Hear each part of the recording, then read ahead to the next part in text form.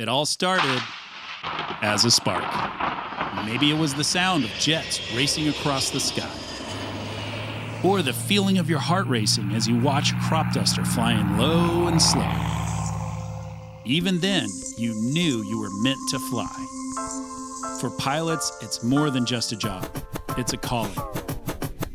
The early mornings, the long hours, the relentless training. You didn't do it for the money. You did it for that moment.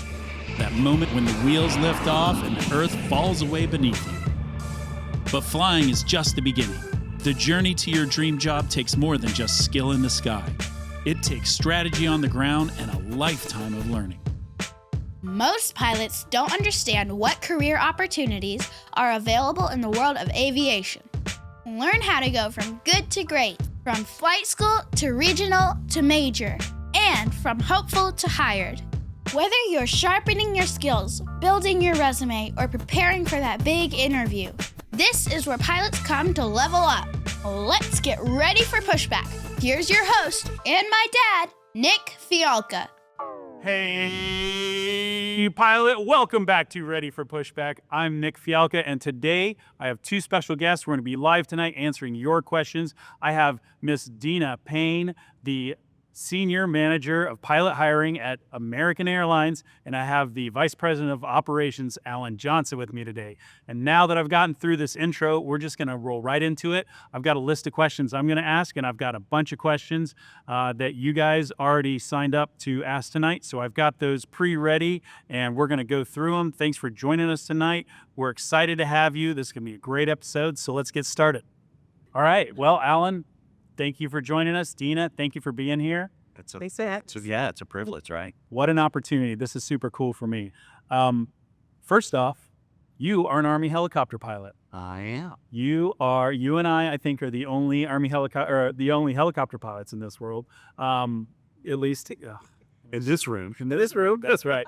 So talk to me about how you go from warrant officer to vice president of operations at a company like this. Oh, gosh. If I had to really think about it, I probably wouldn't have done it. No, seriously. So I was a full-time guard guy, and I worked as an active guard reserve, AGR, and I started as a helicopter pilot and then was assigned as a training officer in a Mohawk unit, surveillance unit in the Georgia Guard, and that's where I got the fixed wing. So I've only got about 500 hours of rotor time, and then transitioned to fixed wing and flew that for the rest of that period.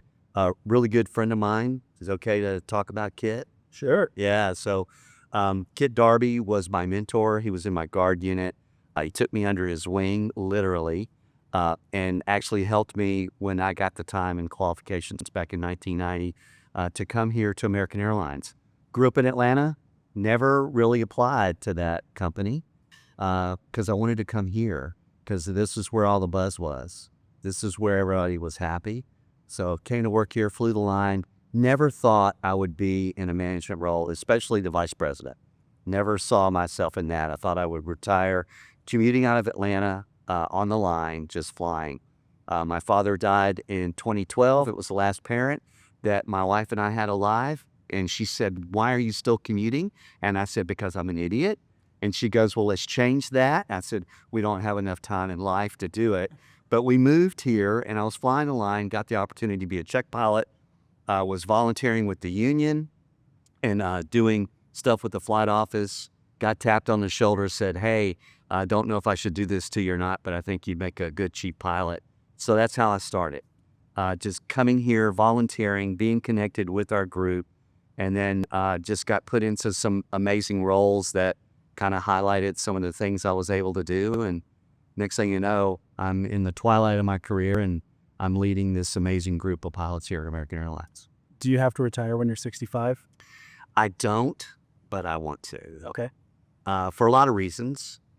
We've had a couple. So when I was here in 1990, our VP of flight, was 60 at the time. He stayed past 60. He was here almost to 61 because it's not a requirement for me to be a line qualified pilot to have this job, but I kind of see it as that, and that's where the connection is, and that's important for the leadership, and that's how it should be, in my opinion. So that is my goal. I might go a few months past my 65th birthday, but I'm not going to hang around for years to come.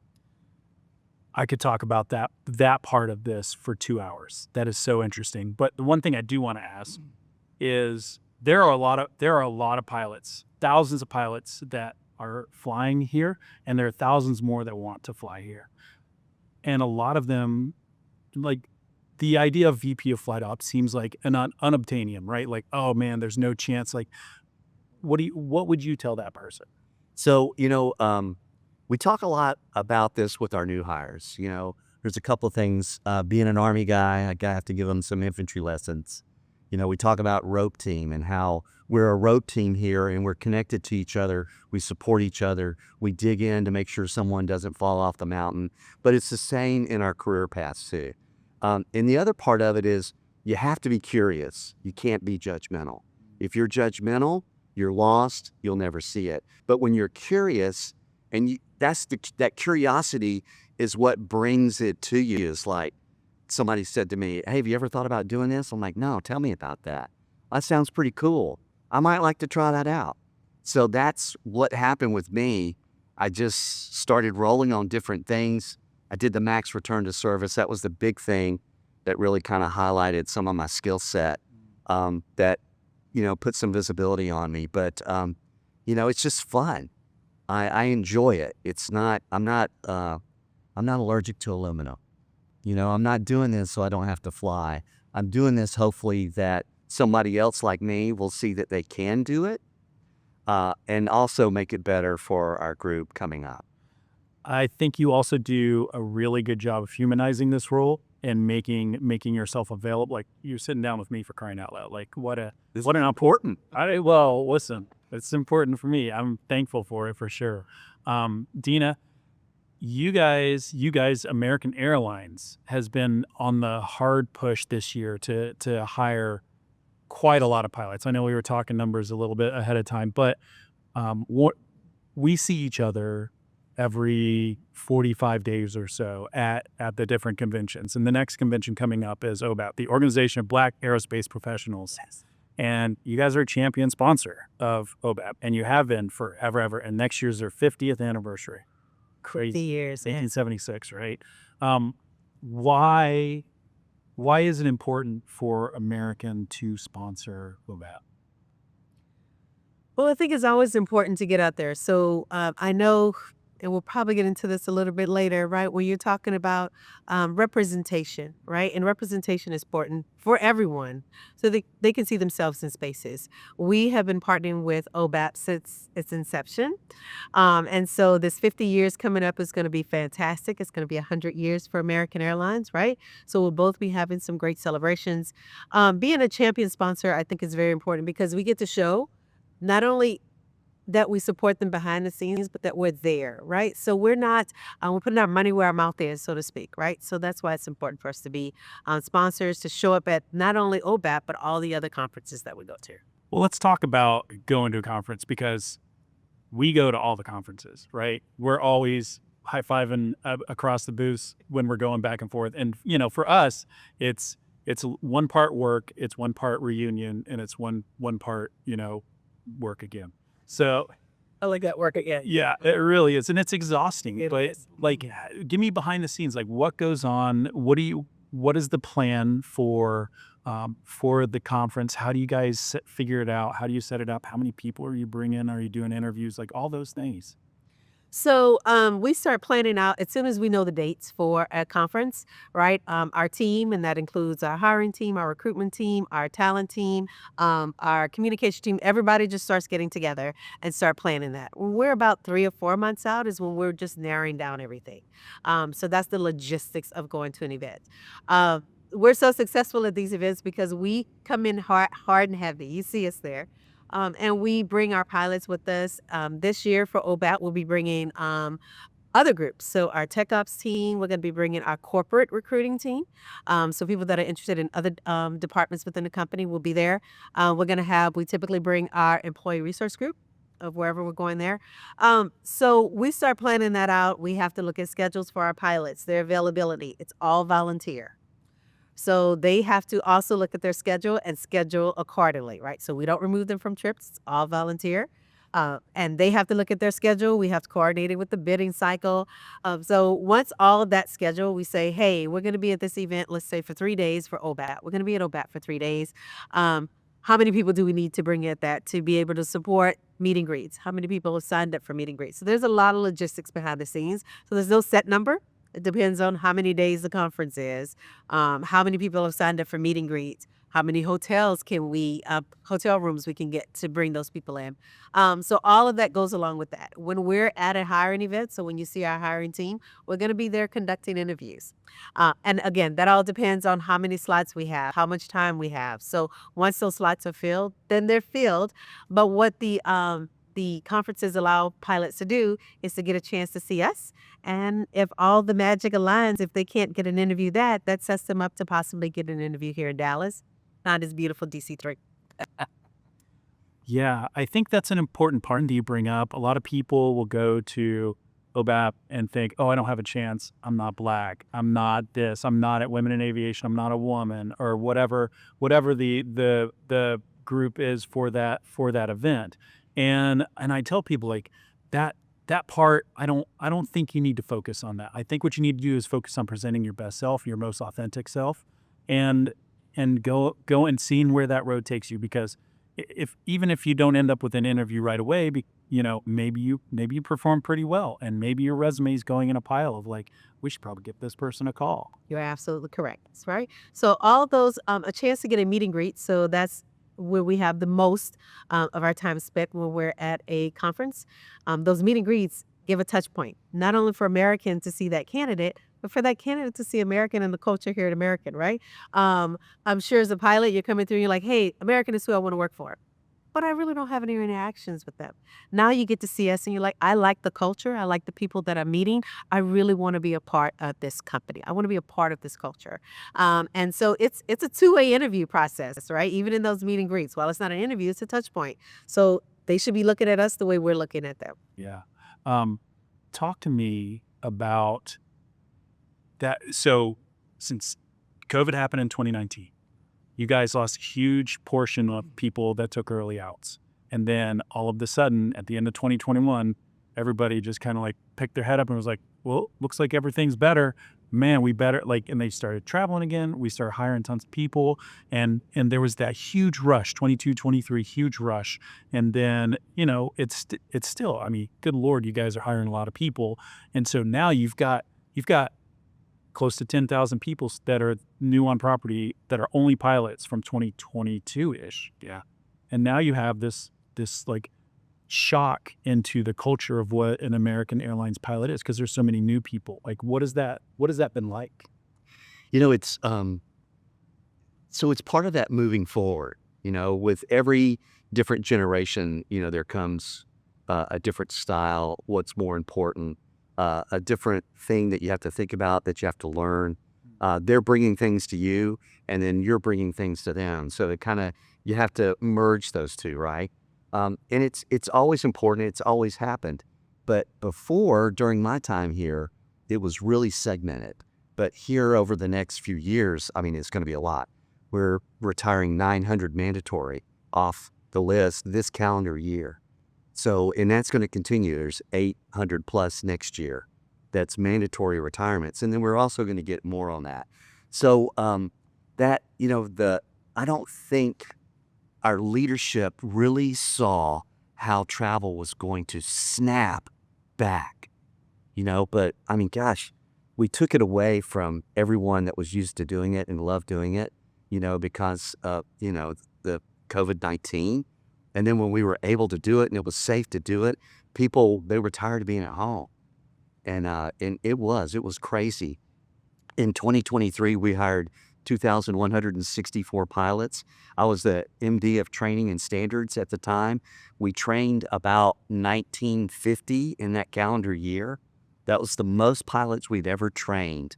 And of the new hire pilots, we had a 96% success, no additional time in ground school or simulator training. It was amazing. But we have to, with every different generation, it changes. with us.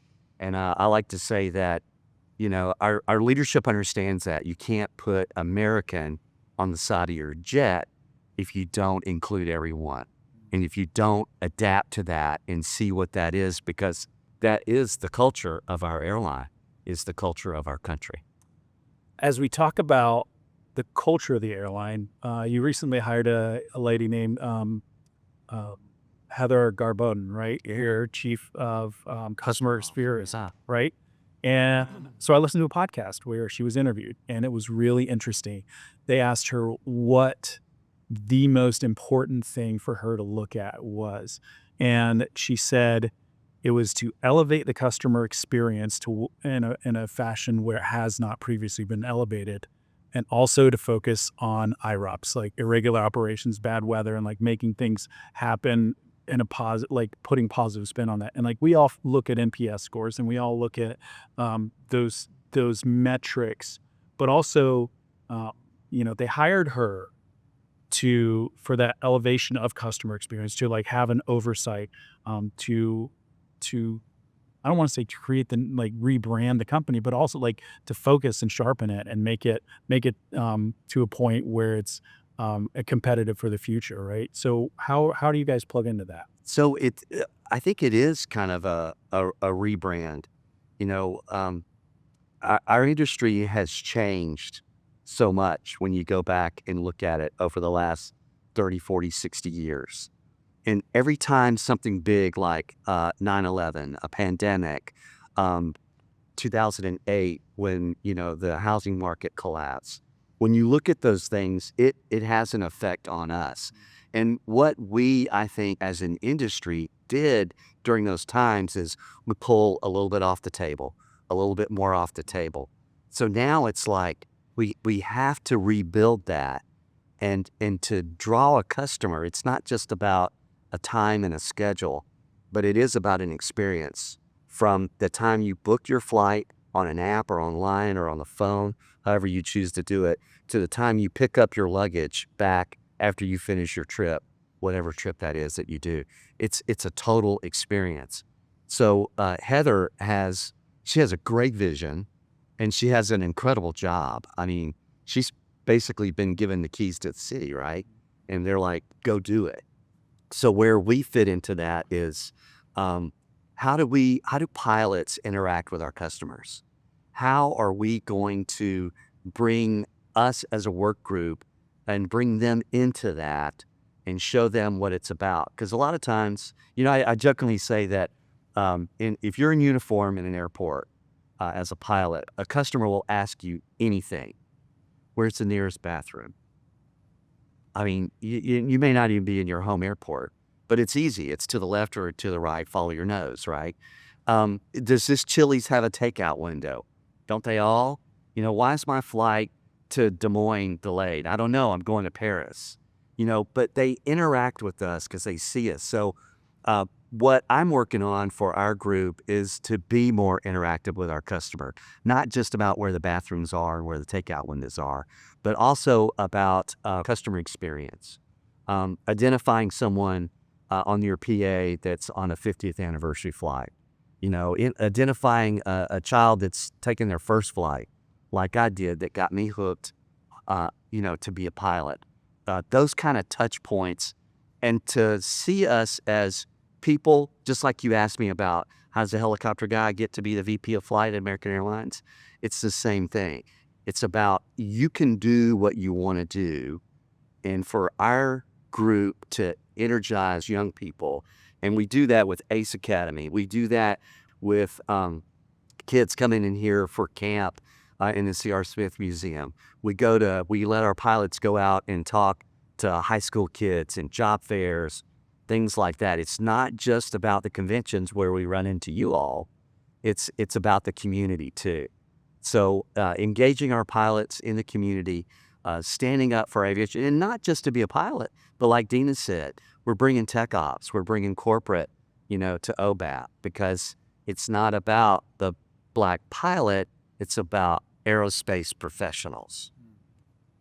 That's so good. I could talk to you for a week straight about the human component of a pilot and how to engage the customer like you would your mom or your dad or your little one. So important, and it's so impactful.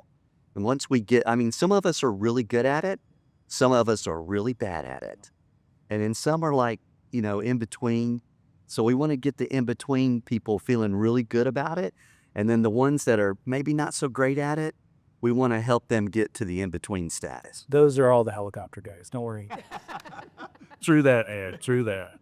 All right. So as we're going into the back half of the year, we're going into. We've only got a couple events left, expos left to get to. How everybody always, what question do I ask Déna? How do I get recognized? How do people see me? How do I come to the top of the pile? How do I get my interview? Like, what do we do? How do we do it? Tell me. Sometimes and I have to make that pause. It's just like, sometimes it's just timing. Okay. But the main thing is right now we try to, as I'm going to touch a little bit on what Alan said and what you touched on, is we try to create a customer experience for our pilots, right? And the best experience that we can for the candidates. That starts with them creating an application that we can follow and that we can read. Okay. We can do what we can, but we can't recognize you if you're missing information in your application, if it's incomplete, if it seems rushed, right? And you can tell that just by the information they put in there. It's an extensive application. This is their intention to join American Airlines as an employee, right? So when I'm talking to my team and others, I'm going to give you a little insight here. I tell them these are legal documents, right? So this application is a legal document. So we need it to be complete as possible. And then from there, keeping it updated. So liken it to like your dating profile. That's what I'm going to use, a dating profile. I'm way So out of lesson on that one. No, I was touching it to the two people there, right? So if you're dating or you're just out there, or maybe it's your Starbucks gift card, okay, your Starbucks account, you want to keep it active, right? You want to keep those rewards going on your Starbucks. If you're out there dating, you want them to know that you're still interested. It's the same thing with your application online, keeping it updated, going through it regularly to make sure that you are putting in any new experiences, any volunteer, any hours, any promotions, anything like that in there to make yourself more competitive. It's a competitive market right now. So anything you can do to kind of step out of that helps to be seen. Again, I'm going to plug going to these conferences is a good way to be seen. It's another touch point that American has with them. It's another interaction with our employees. So that also goes into the, hey, this is somebody that we've seen somewhere. We might want to bring them here in Dallas. They feel like they'd be a good fit for American. Their application is up to date. Their recency is up to date. So what they can do is making sure that that application is as clean as possible. When they're presenting a resume, that it represents them the way they want to be represented. I know you've seen some resume recently. All the time. We see some of them come through. It looks like it was either created by their elementary school student. Sometimes it looks really, really good. We're like, that looks like ChatGPT. All right. Oh, yeah, that's a good point. Right. Really good. Second pages. Our second pages, right? So, oh yeah, we did get one that was like 7 pages long. Like that's just too much information. One page. Right? 1 page. Because again, that interaction you have with us at a conference is 15, 20 minutes at the most. When we're going through your applications, we have tens of thousands of applications to go through. So we need to go through it pretty quickly. Right. And so all of that is a way to become a more competitive candidate. And again, sometimes it's just timing. So Being in the right place at the right time. that's right. And I hear you say tens of thousands of applications on file. Yes. Tens of thousands. So if you are going to hire roughly how many people this year, do you think? Over 1,000. Over 1,000 people. So you have a 1% or a 10% chance of being hired out of that 10,000. If it's 20,000, you have a 0.5%, right? So It's closer to 35%, whatever. I can't do math in public, but yeah, it's a lot. It's a huge number. So you have to really bring your A game with your application. You have to be a pro when you step up to the plate. You have to be ready. You have to be prepared. All of those things. And I know this every day, and you know this every day, and we kind of talk and laugh about it, but I feel like it's so important because there's thousands of people watching us right now that really need to know that and really need to know, like, don't show up without your resume perfect, and don't submit the application unless it's ready to rock and roll. And like if somebody asks you, hey, what are the minimums to get into American? What do you tell them? One, we don't hire the minimums, all right? We're American Airlines. But the minimums will be your unrestricted ATP, first class medical, the right to work in the U.S. unrestricted, and 23 years old, right? But again, that's the minimum you need to create that application. So when I talk about us having about 20,000 applications on file, when you narrow that down to competitive applicants, right, you're more like maybe 15. Right. And then it kind of narrows from that. Those are just competitive. Those are the ones that meet those minimum requirements. Again, American hires well over those minimum requirements. And no, I'm not going to tell you what those thresholds are. But just know, hey, we're majors. We're the majors, right? So you want to bring your A game when you come to talk to your majors. And sometimes for some people, they only get one bite at that apple. So they need to be ready. You need to put your best foot forward. And through that process, realizing that any interaction you have with an employee at American Airlines, especially when you're at these conferences, gives us a chance to go not only look at your application, we're looking at your resume, we're looking at you. How are you presenting yourself? Are you prepared with the documentation that you bring? Are you prepared by the way your attire is? Have you prepped for your interview, right? Are you confident? Not overly confident, but confident. All of that plays into you getting an interview, you being successful at your interview. And again, that interaction not only with the people at the conference, but outside of that, right? So everyone that you come in contact with American Airlines could possibly have an impact on the decisions that we make for an interview and our job offer. They do have impact. Absolutely. I mean, seriously. So every team member, when you come here on property or you meet us at a convention out there, everyone that is American Airlines that you are interacting with, we're looking at you and we're making notes. And it's not a bad thing. It's a good thing because we want to make sure, people will talk to me differently because of my job title. And I'm like, just talk to me like a regular person. And then they may go talk to an admin person that's doing something and not such a great way. And guess what? It's how you treat me is just as important as how you treat our person that is doing admin stuff. I think the first time I met you was last year at OBAP, and we were at that restaurant that had the loudest music I ever, in my whole life. I've never, ever been in a place. I think that was our party that we were putting on there. Yes. I think because we usually show up and show out. Yeah, boy, it was so loud. My ears, I had to go back and get VA disability for the... But I also sat and I talked with you for a solid hour, and people saw me and would come up and have a conversation. They're excited to see and chat and everything. And you were just yourself and kind and amicable. And I didn't let on who I'm sitting next to, and they and some people were real awesome and professional and wanted to know about you, wanted to ask you questions and stuff. And some people were just in it for themselves and out. And you could see, when you say people are watching, and I see that too. It's just is. And that's your team does, I think, a great job of helping people, your clients, understand that. It's hugely important to American Airlines. Yeah, that's so good. Okay, well then tell me this. How is American Airlines different than United or Delta? Oh man, We are. Yeah. So, look, I've got friends at all the carriers, and because of the roles that I've been in, I've made friends at all the carriers. I don't know. I think I love our story. Déna's great. Her team is amazing. But one of the things that she didn't tell you that I will tell you, because I think it's incredibly important and it is important to me, is that one of the reasons why we love going to OBAP is that we have 3 founding members of OBAP that are pilots for us. Our leadership in 1964 had the thought process of saying, you know what? We're going to hire Dave Harris, and we don't care that he's black. We care that he can fly an airplane. And that's what the New York chief told him when he goes, hey, I just want you to know I'm black. He goes, I don't care if you're purple. I just want to know if you can fly. So we just by putting American on the side of our airplane, including everyone. That is so important. So when our connection to OBAP it's in our soul.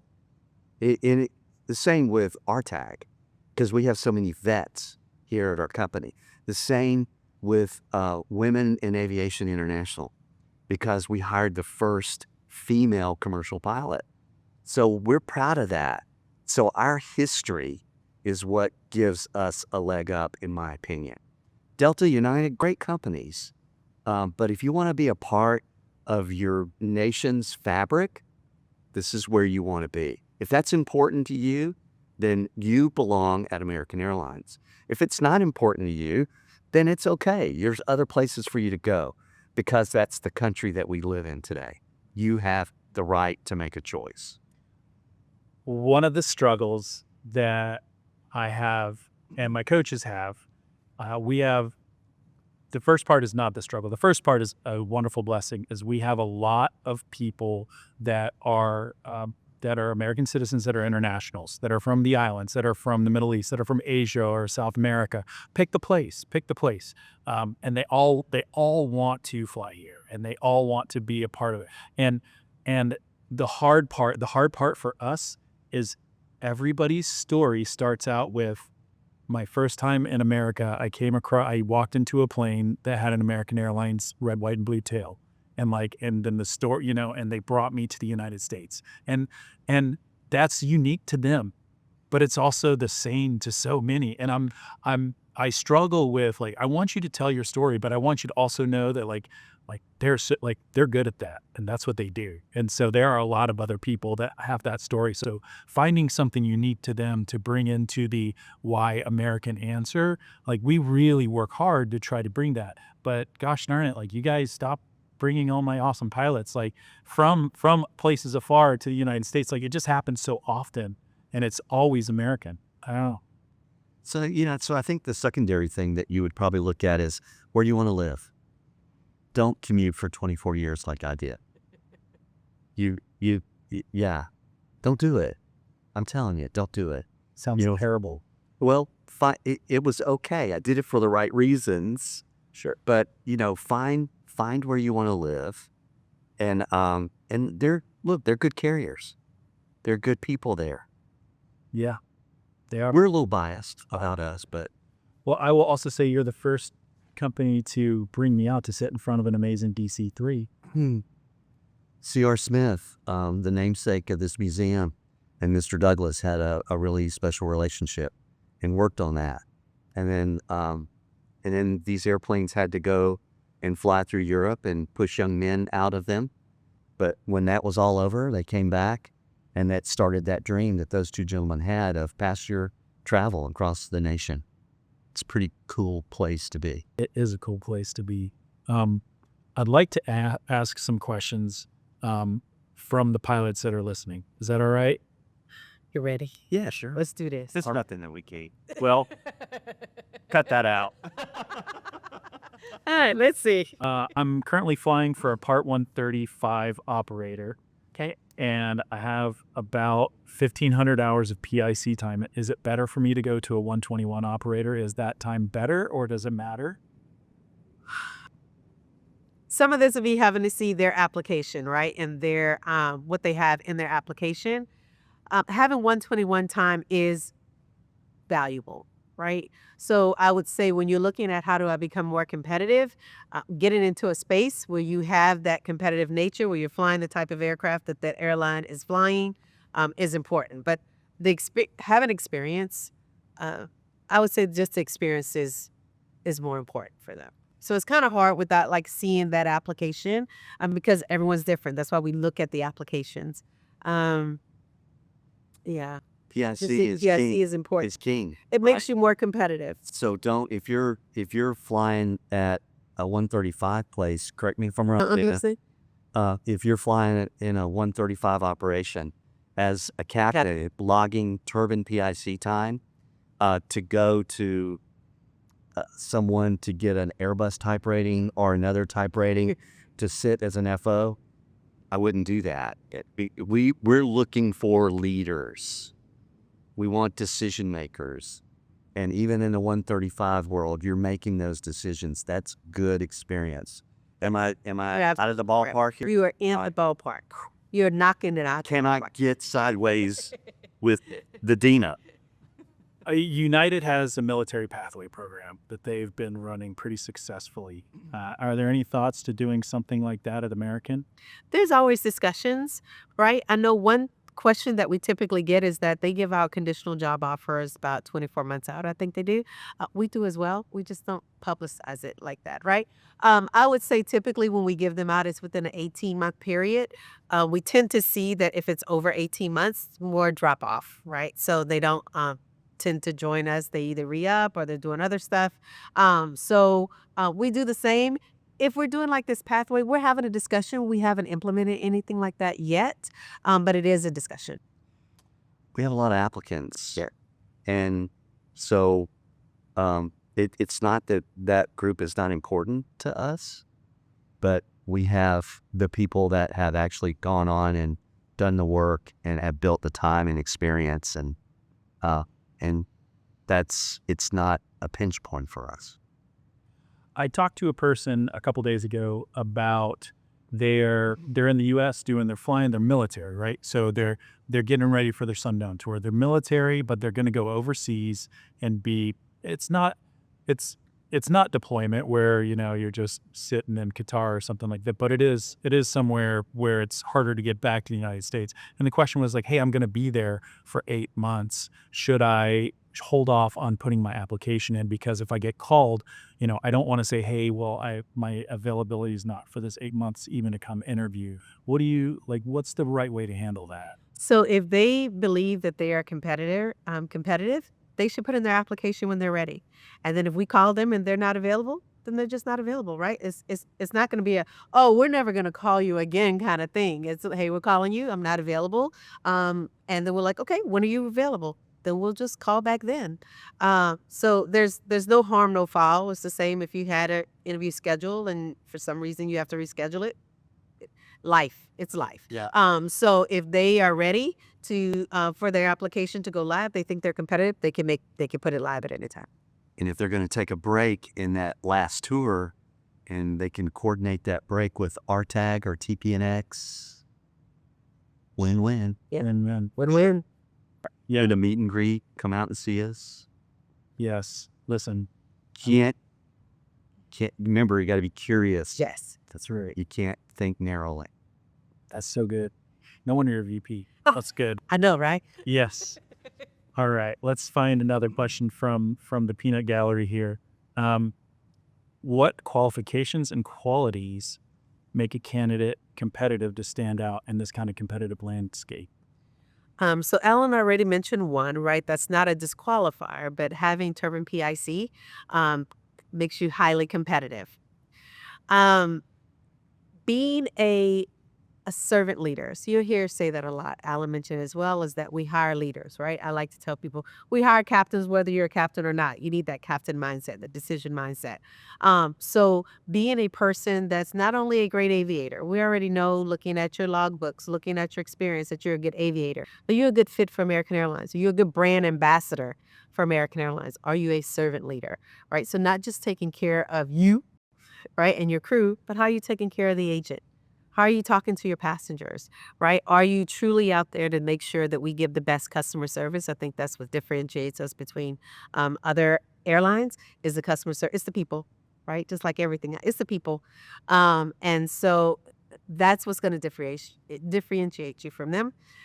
And again, being able to see you off paper, so off an application, at a conference. I don't want to feel like I'm pushing for someone to spend money or time to come to a conference, but it is definitely a way to jump out of that page, right? Again, we have tens of thousands of applications. So being able to be seen anytime there's a touch point, then we're looking at you, we're making notes, right? As Alice said, every touch point is an interaction. And so we're making notes. We're looking at your application, right? If there's a question that can be quickly answered, our recruiters will reach out like, hey, we noticed this and this. We noticed there's a gap of employment, right? So that's a chance for you to tell us, this is what's going on. I'm on mission in Qatar and I haven't updated it in 6 months, right? So that's the way to be seen to be curious. I like his words, to be curious. Be out there following the recruiters on LinkedIn, following our team on LinkedIn, right? That's a chance for you to get tips and tricks when we're going to be at conferences, where we're going to be, so that you can make a touch point. We post all that on LinkedIn so they can see that there. I do have to say, I would say maybe over the past 8 or 10 months, you guys have really upped your social media game. And I mean, I follow most everybody in pilot hiring across the board, but you're like, the way you're doing it now, and like people should really, really pay attention to that. I'm like reading these things like, man, they're going to shut down my podcast. So all the answers are right here. It's so good. So good job. Thank you. We do give tips and tricks. So that is my plug for like following us on social media. LinkedIn is the place to go. Because again, if we see trends or things that we need to address, so you'll see us post stuff about applications, right? So we're starting to see something, or a lot of people are missing a section or not filling that out. We'll go ahead and put that out there. Hey, here's something you need to look at. For a while, we were having issues with logbooks. So we put out something about logbooks, like this is what we want to see. This is how it should be laid out. I think we posted out something before with people just not dressing appropriately for their interviews. So when we see something, we try to demystify the process as much as possible. We know that people are nervous, and an interview is a necessary evil, okay? And everyone goes into that, and you're nervous, and I get that. So we do what we can to try to eliminate all of that ahead of time, so you could come in and again put your A game forward. It's fun to mess with them too on interview day, because, I walk right through the door where they first gather, and I'm like, hey, what are y'all doing here? It's just that but seriously, when you come here and you're with Déna's team, whether you're on the road or you're in our home base, you really should relax. It's a process. We want you to relax. I know that sounds so stupid, but we want you to relax. We want you to enjoy it. And you never know who's going to walk. You don't know the people that work here. You never know who's going to walk up to you and say, hey, how were you treated today? So we get the feedback not only about what you're doing with people, but what our people are doing with you. Is it possible to beat the flow at an American Holyoke? Can I get hired outside of the flow? Yes, What do I need to do? you need to be a highly competitive candidate. All right. All right. So the requirements are the same as they are for any other pilot that's walking through the door. So put in your application like everyone else. Make sure that it's updated. There's no gaps. And you just need to be as competitive as if other people coming through the door. But yes, you can't go. We do hire outside the club. I don't want to go down that path too far, because I do think that there are really, really great candidates that can get hired outside of the flow that don't know that they can. So I want to encourage people. That's really why I asked that question, because I think it's great. Why do you think a person should wait for the flow? I don't think a person should wait for the flow. I mean, come on, we're a seniority-based company, right? So, but some people will. Some people, that's comfortable to them. So if that's where your comfort level is, then yeah, wait for the flow. It's good. You've got a place here. But if you're a hard charger, if you are doing things in your community, you're giving back to the profession, you're mentoring. If you're one of those, then that makes you kind of highly competitive, doesn't it? Yes, it does. Spirit just announced 240 furloughs and 130 downgrades. Is a Spirit pilot welcome here? Everybody's welcome at American Airlines. Even if you're furloughed, like with the opportunity to go back, is there anything weird about that they should be thinking about? So it just depends on how successful they are with the interview, right? So should they be successful with an interview, then there's documentation that we have, and they'd have to commit to American. But besides that, of course, they're welcome. Of course. Cool. We've hired Spirit. Yeah, we've hired Tons of Spirit. tons.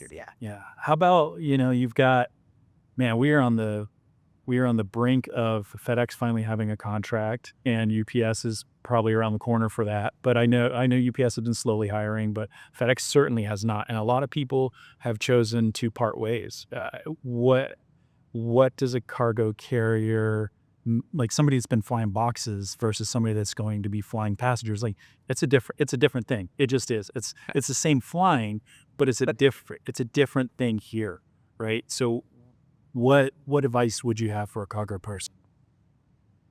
I was gonna let you take that one. Some people, well, I remember back when I got hired here, people were loving FedEx. They didn't want to be flying for a passenger carrier. They didn't want to deal with customers. And that's fine. We jokingly say bosses don't talk back, right? I've heard that. Yeah, Close to this. something very close to that. Yeah, it might be a little bit more colorful, but the truth of the matter is that I think it goes back to, where do you want to be in your career? How much time do you have left? What do you want out of an aviation career? And if you answer those questions and it's cargo is where it's at, then go get it. If it's not, if it's both, then go apply to all of them. If it's not cargo, then go to a passenger carrier. It's okay. That's why we have chocolate. Yeah, because not everybody likes vanilla, right? There's choices. It's good. These are good ethereal answers. I like that. That's why you have chocolate and vanilla. Beautiful. Can you? This is probably more for the pilot side of the house, but people are wondering that have never had a 121 job, AQP training and all that. What's the pipeline like for training? I'm hired. I go. Is there in-doc? Like, what does that kind of look like? There is, yeah. So right now, when we were hiring a lot, we had a lot of gap. We had 4 to 6 week gap before you started. It's from in-doc. So when you come to American Airlines and you become an employee day one, hey, guess where that happens? Right here. We bring you in, and we have one of our MDs step on the stairs there of the DC-3 and welcome you to American Airlines. And you do your in-doc. Your in-doc is 10 days long, 10 actual days, and then you'll take a break and you'll get assigned a class. And then that class, ground school, is 9 days. Simulator training is 10 days, and then OE 25 hours after that. So you're looking at about 46 to 53 days from when you start training to when you're on the line operating as a pilot, not in training. And you guys just built a hotel. We did. Everybody stays on campus at the hotel, right? Typically, we're so big, we fill that hotel up, and there's only 625 rooms or something there. So, and it's for the entire campus. It's for agents and load agents, dispatchers, everyone. But we have several training hotels here close by that we also use. I have lived in many of them. It's been I tell people usually 3 months, like, think your first 90 days are going to be like new guy focused before you start getting to the line, plus or minus a couple weeks here and there. Yep. That's a good gauge. Yeah. And sometimes it's some people's first time taking 90 days away from just being at home all the time. Yeah. But don't squander those days. Study. Oh boy, study. Study, yes. Call me. We give you an iPad. Study. Study hard. Yes. That's just it, though, right? You mentioned one thing you mentioned early on is that I think you said a 96% pass rate, but that's a 4% failure rate. And like I will tell anybody if somebody fails something, they call me. I have a lot of very sad phone calls from a lot of people, and I try to help people get through that. But know that you have to go 110% from like if you're gonna get the shot, like it's the big leagues, it's the majors, and here we are. Like it's not for second place, it's for first place only.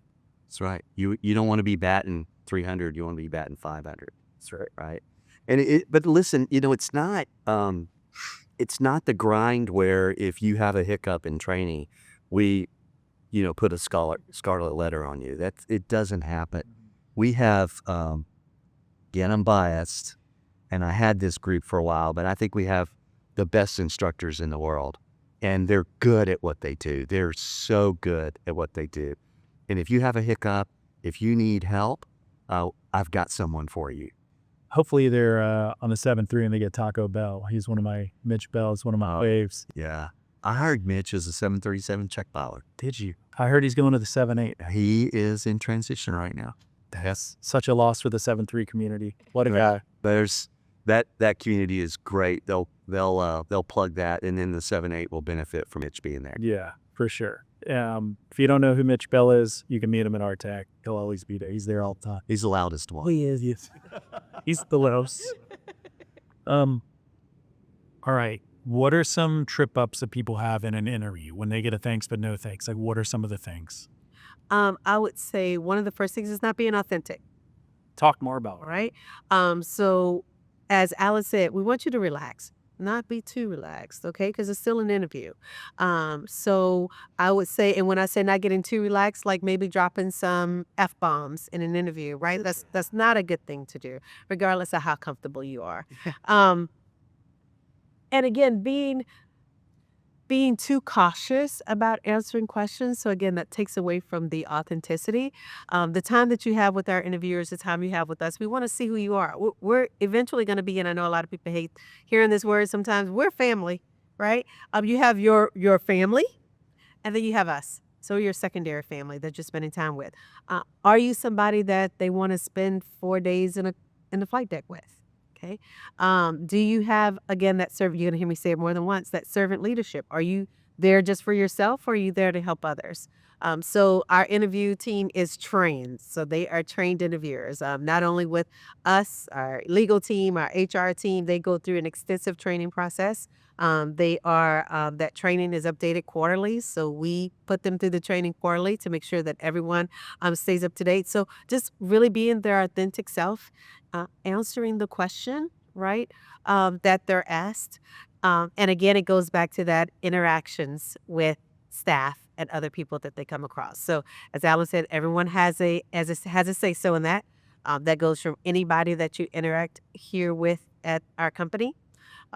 Our contractors. So you can imagine that if they've come through our security desks and our security people contact us and say, hey, here's the interaction I've had with Nik, that we take that very seriously, because thousands of people come through that door and they don't call us. Right. I will. And our hotel. So anyone that we're interacting with, or that they come in contact with, all that has a factor into the interview process and then being successful with the conditional job offer. Most importantly, coming prepared. And making a decision. Sometimes a candidate needs to make a decision that this might not be the right time for them to interview. And I know the excitement when they either get the call from us or they're coming in, and you don't want to blow that chance. But it goes back to kind of making right decisions. If there's something going on, we're human beings. If there's something going on in your life, like maybe your wife is giving birth, you should probably be with your wife, right? If you stay there. Right. Or you just got a call on your way here that there was a family emergency, right? We're not heartless. And that impacts your mental state. So, hey, I got a call. I was coming in here and there was an accident, with a family member. All right, we will reschedule you, right? Because your mind isn't here, your mind is there, and your mind should be there. And I think that all goes into showing the culture that we have here. Like, we care about you as a person, not just putting a warm body in a seat. So sometimes they have to make that decision as well. If we see something, especially when we're at conferences, or they're here for an interview, we will speak up to them and say, hey, we found this out. Or we see that this is going on. Is everything okay? Right? And encourage them. At the end of the day, it's the pilot's decision, just like it's their decision where they want to work and live. But we will encourage them if we see something that they're not quite ready to say, maybe you need to just reschedule, right? But coming prepared and coming with all your documents. So lately we've been having, and you'll see a LinkedIn post here, going to be plugging this again on candidates not coming prepared with the documentation that we've asked them to bring with them, right? We posted on LinkedIn, when we invite someone for an interview, we provide an extensive list on what to bring. And just not coming prepared with the items that we ask for when we ask for them is also a cause to be unsuccessful in getting a conditional job offer. And I've heard there's some organizations out there that will help prep you for an interview, and that's great. And I think people should take advantage of that. But if you just memorize the canned answer, our interviewers are really good at asking additional questions. Yes. I hear in my head, authenticity is important. I hear being a cultural fit is important. I hear having empathy is important, right? Like those are the precepts that we teach at Spitfire. And I'll also say, we don't teach people how to answer a question. I'm not in the business of telling you what the answer is. I'm in the business of telling you who you are, right? Because if you know who you are, then you can articulate anything as long as you do it with authenticity and culture and empathy. And if you bring those three things together, you can never fail, because it's just the human part of what we get to do. Because that's what we're doing, is we're hiring new friends. Right? Write that down. Write that down. Take notes. That's right. It's recorded. Oh, is it? Okay. It is. I really think that the overarching thing that I've been hearing all night is like the opportunity. Like, it's not the machine. It's not us versus the machine. It's not, it's not a robotic. It's a big company. By God, it's a big company. So many people, so many jets, the most jets, all the things.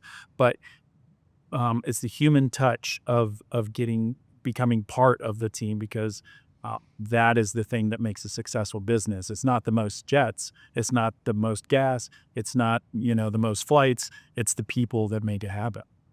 And so I really appreciate you guys bringing that tonight. I'm thankful that the pilots listening, that everybody's tuned in, that is just so many people are interested in learning about you, and you're making yourself accessible. And now, like, you've already been all over YouTube with me and videos and stuff, but now here you are, and now, like, you're going to have less than this, boy, time to hang out. But thank you for spending the time. Thanks for tackling the hard questions up front, and just leaning into the importance of we're a diverse culture, and it's important to have all of America represented and how we are. So When you have a story like ours, it's really easy to tell it, and it's really easy to live it, and it's incredible to be a part of it. that's it. That's all I got. No more bullshits. Thank you. I appreciate you. Yeah, say Thank you so much. This is great. Hopefully that was pretty easy.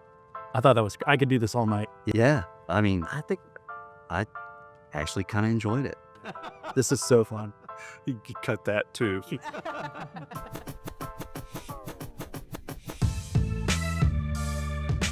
All right, pilots, that's a wrap on this episode, and I know what you're thinking.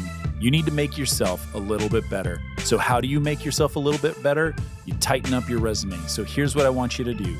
Go over to my website, spitfireelite.com/podcast, and you can download my free resume template. It is tight, organized, and it's the perfect pilot resume. It's just something I like to do for the pilot group, and it is free to you. So go over there, spitfireelite.com/podcast, and download your free resume template.